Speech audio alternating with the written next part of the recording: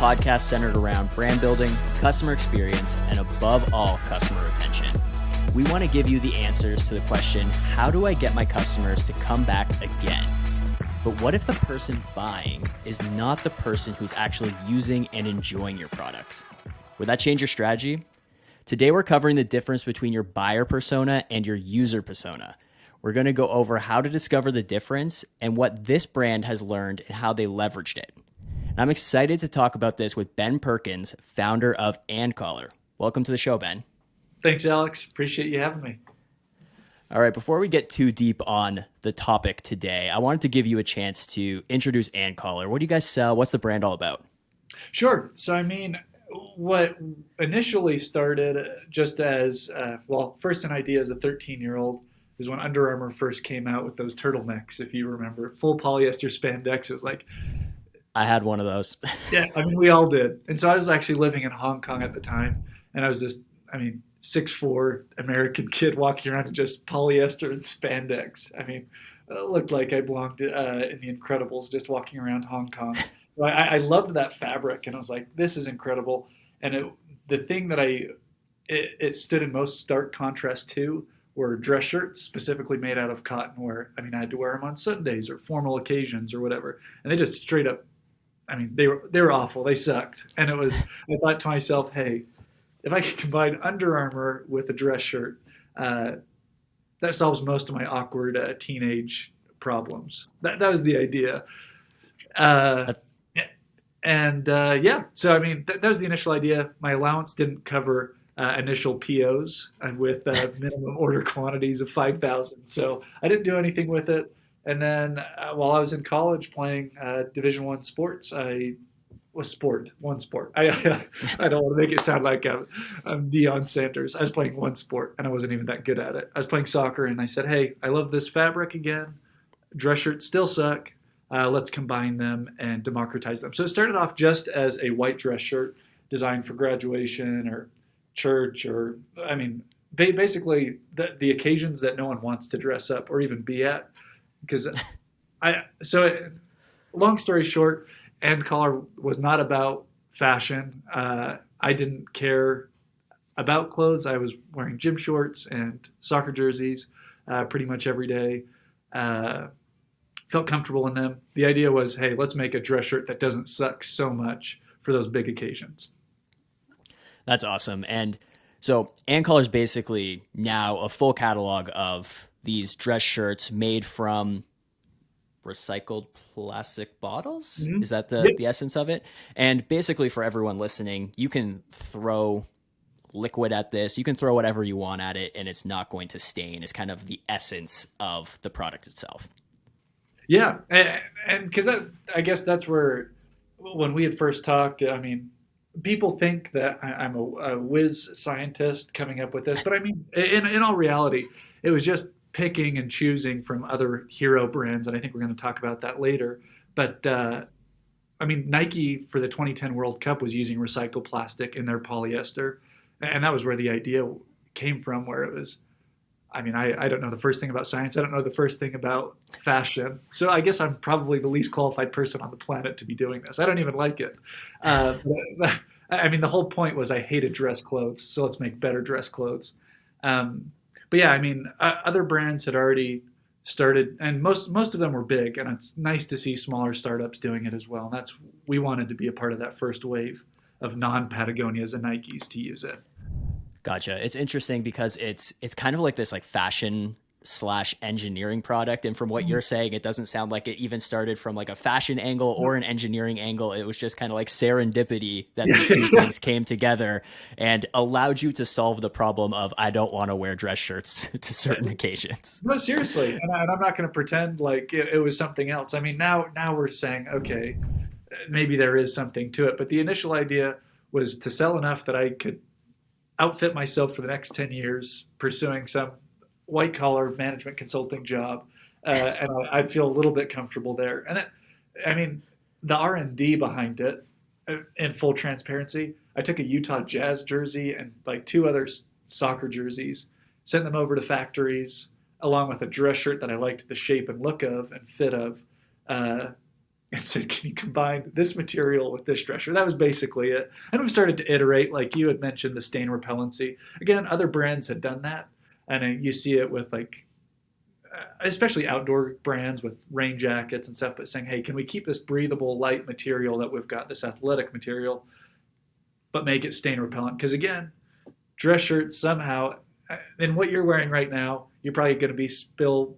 You're not going to have any accidents, but it's whenever you put on a white dress shirt, it doesn't matter how careful you are, or a dress shirt in general, that little bit of spaghetti somehow gets right here.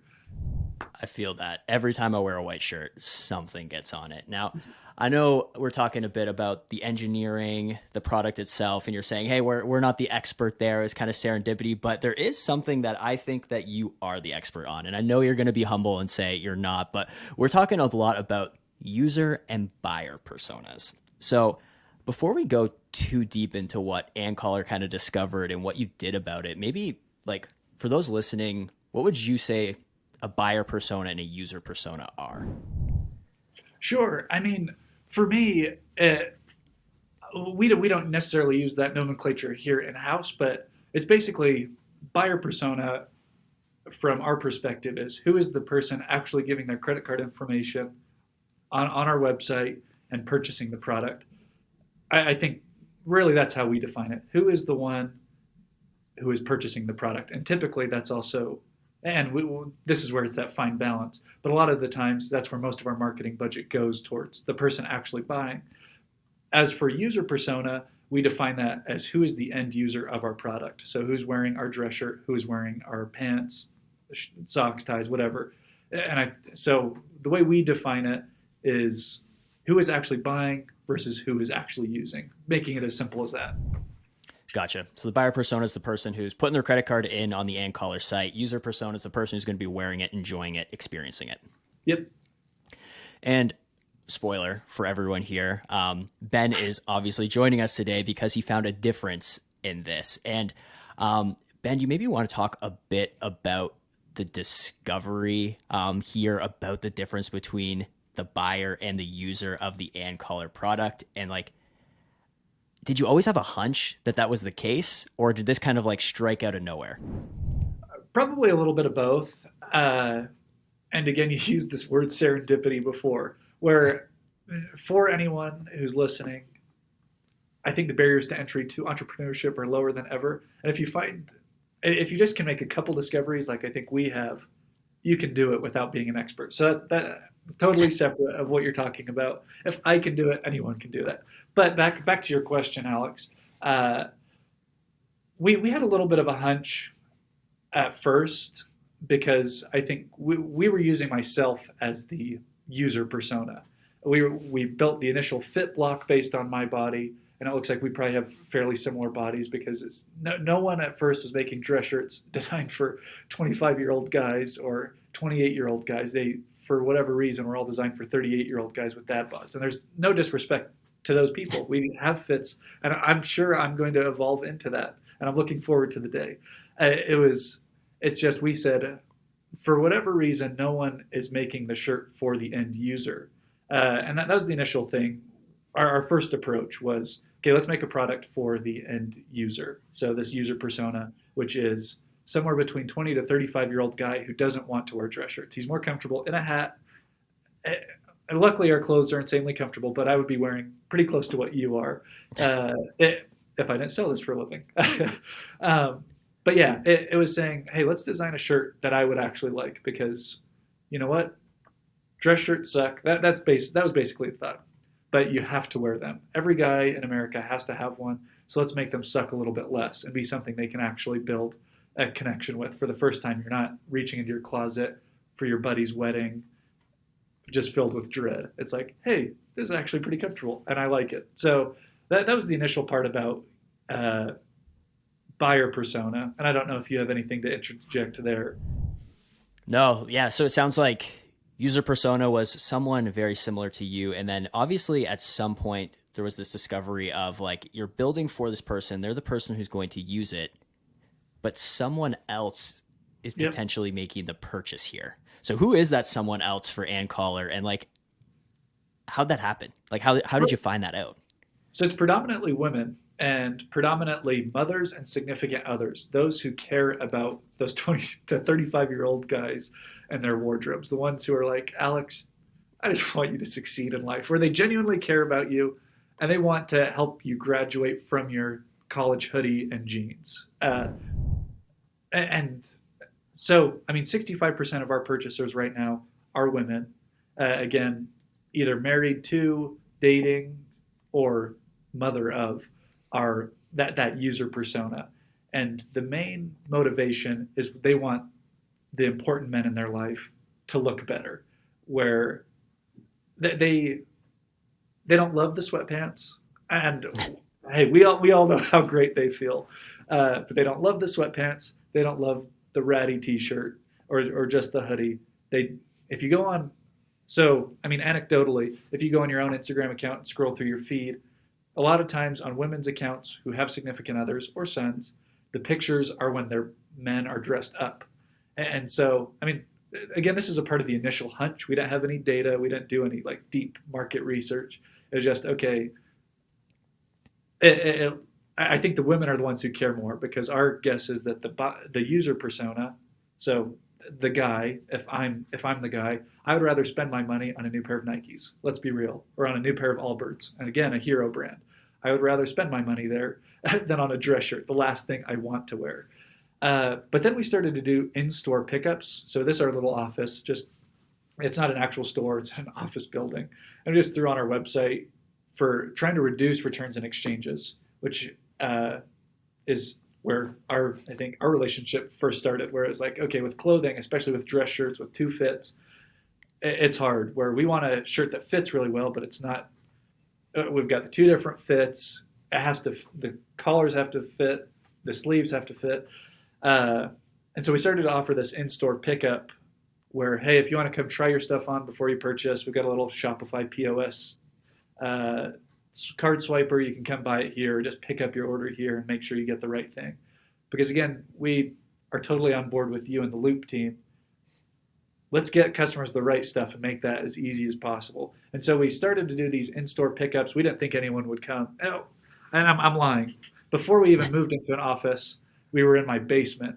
And by my basement, I lived in a basement, so it wasn't even my house. And we would have customers coming at like 7:45 at night to my basement, like a ill-lit part of town here in Salt Lake. And it was like, okay, if these people are coming here, let's get an office. And so we started to do that. But anyways, it turns out, and this is where we said, okay, there's a real difference. Every single person that came was always a woman. They would occasionally bring the man in their life to get the fit right, but 10 out of 10, there was a woman at the pickup. And we said, okay, there's something here. And they were the ones dictating. They were the ones emailing to set up the pickup. They were the ones driving. They were the ones who brought out the credit card. And we said, okay, there is some sort of discrepancy between end user and buyer. It's really interesting. And I mean, I feel like it's obvious for you when you like, I get like obvious now when you see women coming in to pick up these shirts, and when you go and you look in Shopify and you look at all the data, and like we're seeing women's names in the customer profiles, and it's like, hold on, like we don't make women's products, or maybe you do now, but we're not making women's products. So like it's obvious that there's a disconnect between who our buyer is and who our user is. But I feel like for some brands, it's not going to be that obvious, right? Like someone might be buying this and they might be different from the user. Is there anything that you're doing as a company, as a brand, to try to get more information on that end user? Because like, again, I feel like it's obvious here, but for a lot of people listening, it might not be as obvious as that.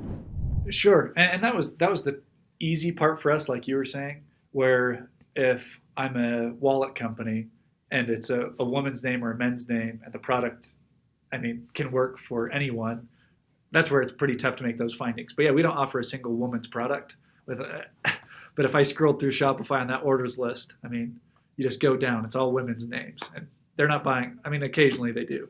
So that made our job easier. But now it was trying to define, I mean, the next level. Okay, we know that purely based on purchasing, 65% are women's names.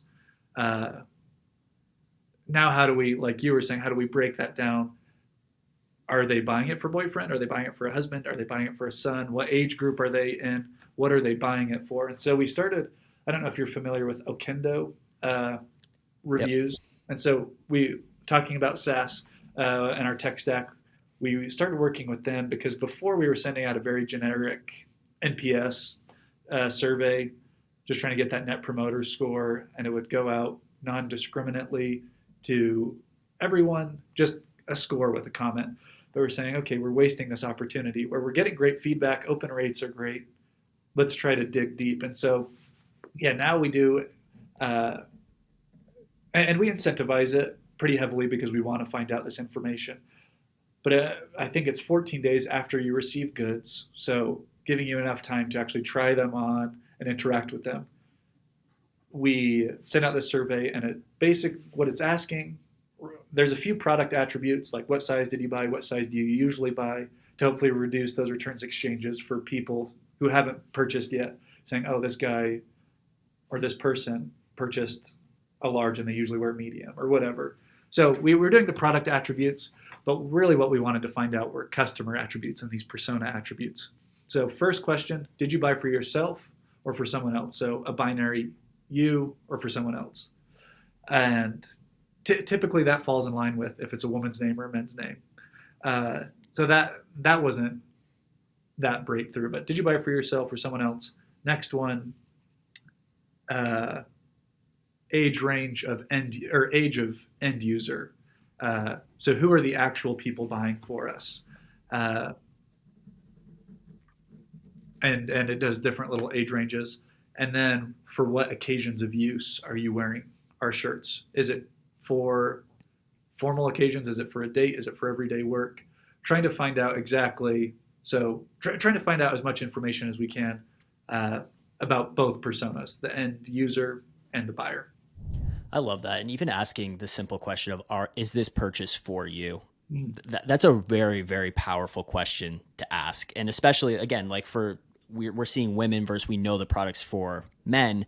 That's obvious. But for a lot of other brands, it's not going to be that obvious. And just asking that simple question is going to be a big unlock between who are you marketing to actually get them to come buy, and who's the product, who are you building the product for as the end user.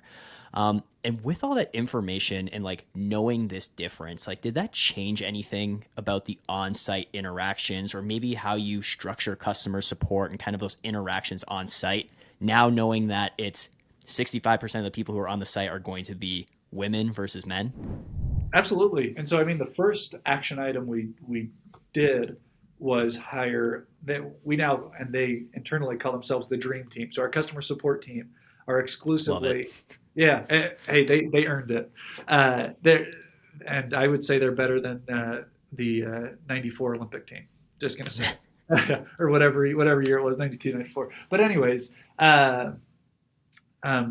we said, okay, not only are 65% of purchasers and that buyer persona are women, like 88% of customer service interactions are women. So they're the ones who are actually trying to make it work. And so we said, okay, then let's speak to them in a way that's very relatable. And so we brought on a dream team of exclusively, 30 to 45-year-old women who are awesome. They're stay-at-home moms. They're the real drivers of the business at this point, where they're talking in a way that, the buyer persona can really relate to. We think we've really nailed the product, and that's where it helps that I'm the user persona. It's like, hey, well, let's just make something that I like, or I guess like more if we're using it contextually. But in terms of the buyer, the one who's actually giving over the credit card, let's do everything we can to talk in their language. And our dream team has been awesome, and they can be very relatable. Where it's, hey, my husband is a medium slim as well, and the sleeve is a hair short, just like you said, but I do this, or, oh, I just throw Clorox if there's some sort of issue, or whatever, where it's in a way that I can never communicate adequately or in the same way or relatably. This dream team is awesome. And so that was the first thing we did. Let's talk to the buyer in a way that they can relate to. Love that. So basically, it was the idea of matching up the like the one-to-one interactions that you're Yep. going to provide through your brand, making sure that matches up with the buyer persona, even though it's going to be different than the user persona. And I love the dream team, and I've actually had the privilege of interacting with your support team, No, and great. it is great.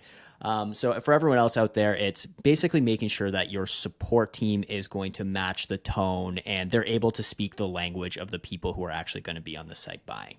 And I want to jump now to marketing efforts. So we Yeah. talked a bit about when they're on the site. Now let's talk about before they get to the AntCaller site. And I think this is what actually made me want to record this episode the most is you put out an ad that is clearly targeting the female buyer.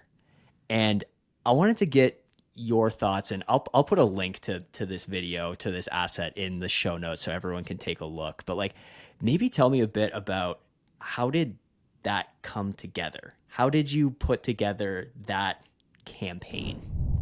Yeah, I mean, it was really fun, and it was a little bit scary because we knew we were going to offend some people, and we thought to ourselves, we wanted to create content and, I mean, a campaign that elicited some sort of reaction. We didn't want people to be indifferent about it, and so we knew that by kind of towing a line, uh, some people might be offended, but there would be enough of like a visceral reaction that people could relate to it. And so we said, hey, let's be real.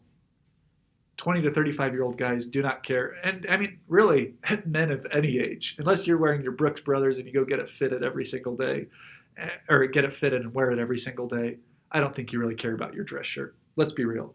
And and the burden ends up going on the women in our lives. And I know that's an overgeneralization and stereotype, uh, but based on our customer research, that's what was happening. The women were buying, the women were the ones making things happen, the women were taking care of the shirts. And so we said, hey, let's talk that men know what men are wearing a dress shirt out of obligation. They're going to wear it no matter what. But to get the buyer interested rather than this user, let's talk about how a dress shirt, even though it's not for them, makes the women's life that much, or the woman's life or significant other's life that much better. Because I grew up, my dad wore a white dress shirt every single day to work, and my mom went to Red Hanger or whatever dry cleaner there was, and I remember it being a part of her routine, and it kind of sucked, where she has to take out 45 minutes, an hour of her day to go get my dad's dress shirts dry cleaned, and he needed them. And that was just kind of how the responsibilities fell. I'm not saying it's right or wrong, but it was saying, hey, this is a real thing. We know our shirts are awesome, but let's talk about how they'll help the person who's not even going to wear them.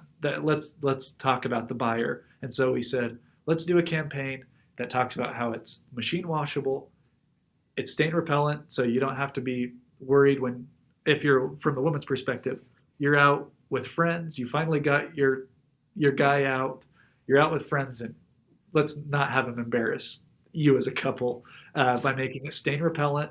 Let's not have the collars fray. Let's have it fit really well. And so we said, let's talk to the woman, because ultimately she's giving up the credit card, and she's the one who's buying it. And really, it's a gift to her, even when she's not going to be wearing it. Love it. And again, towing the line there, that like some people are going to be offended by it. Some people are going to see this as like the best thing ever. Like, you're speaking directly to me. And like the reason I loved it so much is because I actually had seen the creative that you had put together a little bit earlier that was very clearly targeting the user. So for me, it was this kind of like pivot of, we had campaign number one all about the end user, and then we had campaign number two all about the buyer. And I'll put a link to this other one in the show notes as well. But the first one was kind of like a guy that's late for work is the essence of it. And he's kind of like doing parkour, and like things are being thrown at him. He's sliding in the grass and kind of like getting to a lot of the same benefits, but from the guy's perspective. So I guess my question here is, which one of those campaigns was better for AntCaller? That's where it's hard to make like a black or white distinction. And we did it a little bit intentionally, but like you said, we just realized, hey, the one who's buying are women. But the way we've structured the two assets, I guess, is we want the men to potentially be interested enough that they can either support the female if she says, "Hey, there's this dress shirt that I was thinking about getting you," and he said, "Oh yeah, I saw it."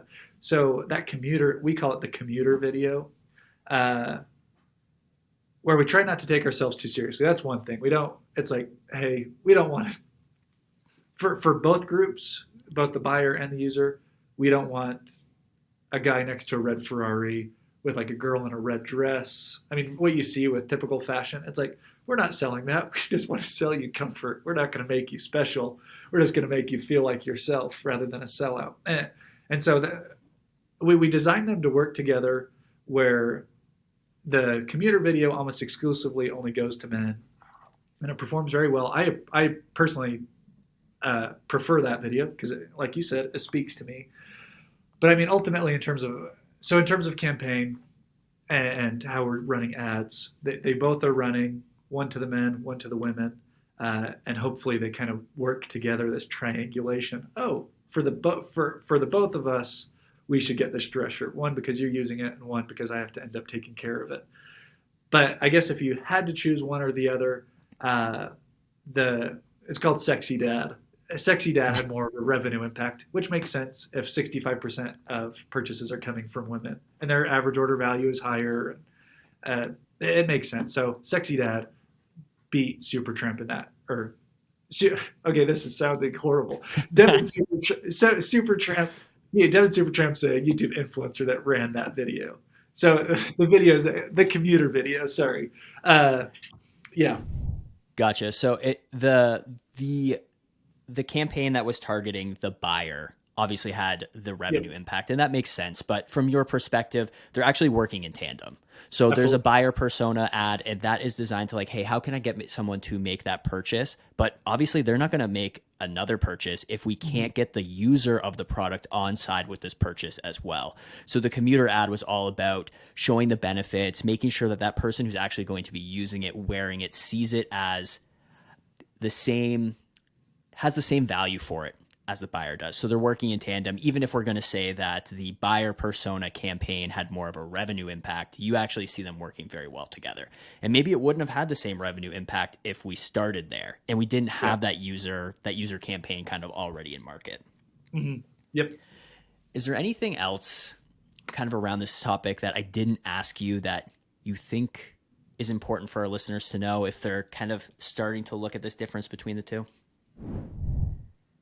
I mean, I would try to find out as soon as possible, and I don't think you need to do it I think you can do it in a very cost-effective way. I mean, whatever our service fees for a kendo are, for example, we were already sending out surveys. You can even do it on a Google Sheets. That's what we started out, Google Sheets embedded in email, or Google Forms. There are very cost-effective ways to find out. And just ask them. I mean, we incentivize it with, so we call it a review, but it's a survey to find out exactly who they are and what product they're getting and why. But I mean, we incentivize it. It only takes them like 75 seconds. If they leave the review and tell us who they are without a photo or video, we give them $5 in in-store credit, which works really well. And from a business side, they have to come and buy more than that anyways. So we see I know you're all about retention. So that works really well with incentivizing a repeat purchase. But we think it's absolutely invaluable we actually think it's driving more revenue by investing in it and give them gift cards to find out who they are. And then we give $10 if they leave a photo, or a video, which has also been very informative. Because we're seeing who is wearing it. It's one thing to see it or to read it on paper, but being able to see, oh, it's a guy that looks like this, because that's very much about buyer persona. And a lot of times it's the woman is in the picture as well. And so it sheds a lot more light than our kind of yes, no, or multiple choice answers where it's like, oh, that's what Alex looks like, where I can see your longer hair and who you're with. I mean, a lot of times a guy's holding like a Modelo or something. And it's like, oh, okay, that's a group we didn't even realize. Yeah. Interesting. So the image on the review actually gives you a lot more insight than just the written communication there. So I Yeah. hadn't even thought of that. That's really interesting way to actually see who the see who the user is and Yeah. not just have like the data behind it. I can actually visualize Ben. I can see what he's wearing. I can see the context of where he's wearing the shirt. Like, is this picture taken at a wedding? Is it taken at church? Is it taken somewhere completely different? Starts to give you a lot more insight into what makes that end user tick. Absolutely. And it's been really interesting.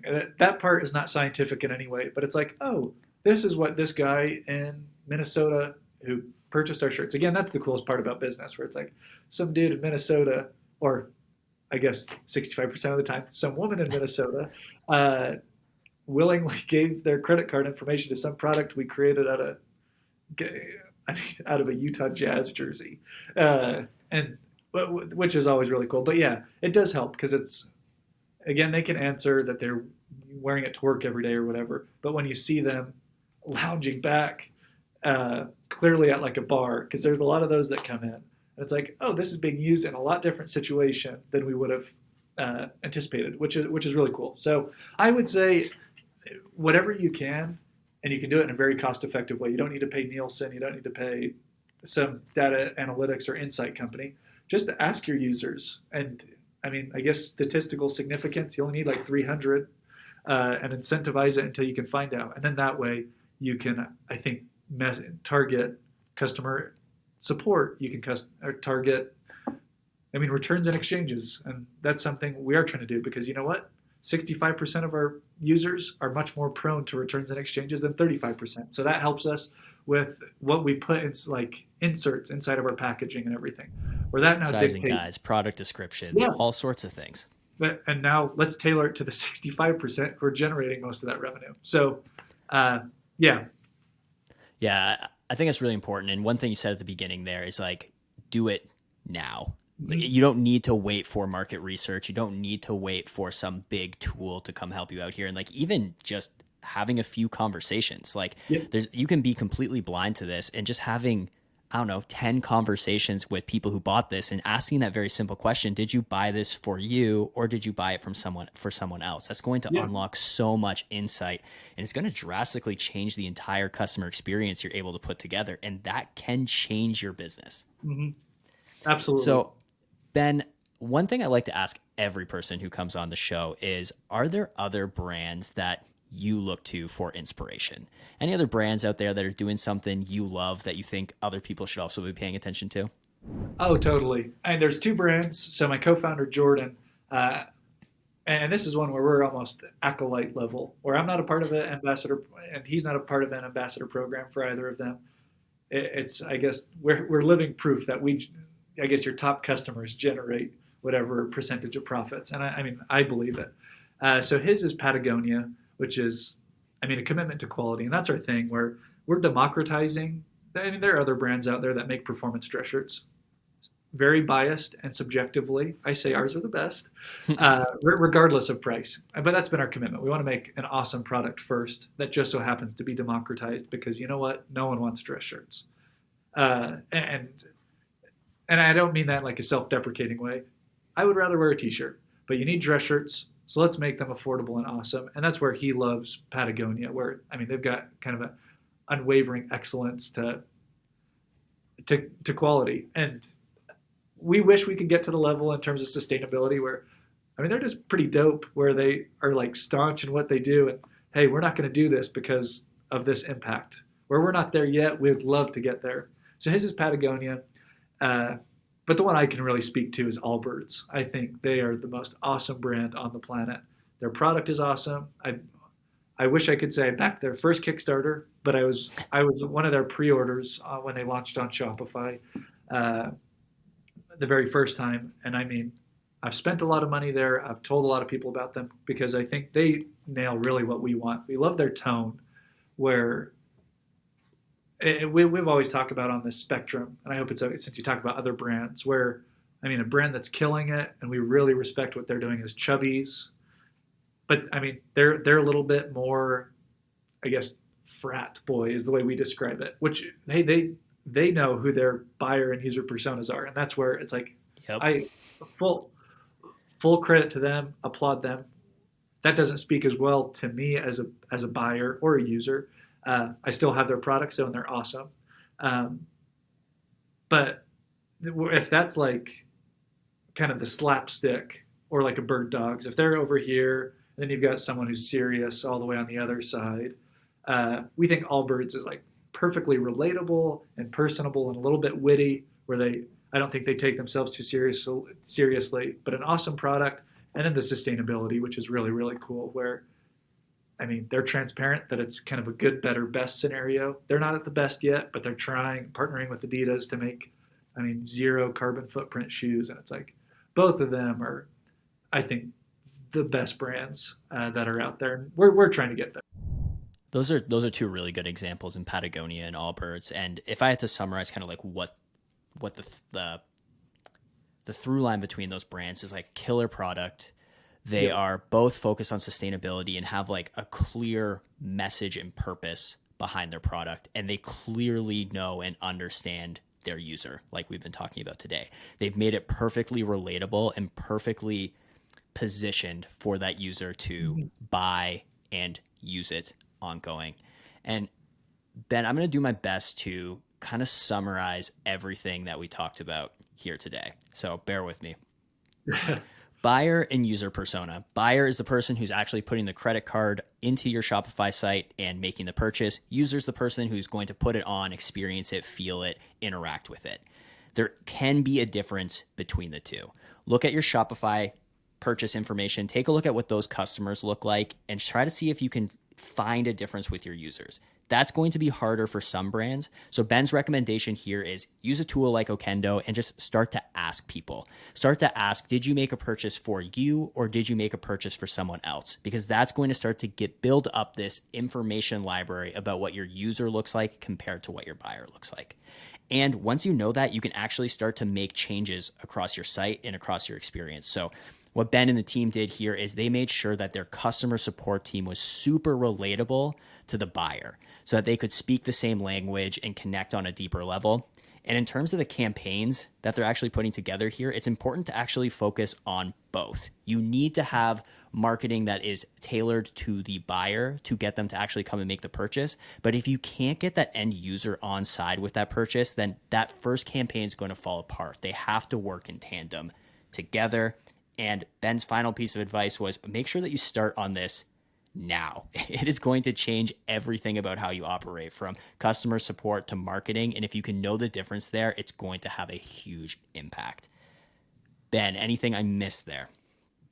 You said it better than I did. That was awesome. All right. Well, before we let you go, is there anywhere where our listeners can interact with you? Maybe Twitter, LinkedIn, a blog, somewhere where they can kind of keep tabs on you personally? I'm not interesting, and I gave you that full disclaimer at first. A goal for 2021 was to tweet every day. I have not done a single tweet this year, so I've fallen horribly short there. So just on LinkedIn would be the best one. Ben's selling himself short there. I follow Ben on LinkedIn, and he has a ton of golden nuggets that make it onto LinkedIn. So I'll make sure that his LinkedIn profile gets into the show notes as well. And Ben, this has been a fantastic conversation. Thank you so much for joining us today. Awesome. Thanks a ton, Alex. Really appreciate it.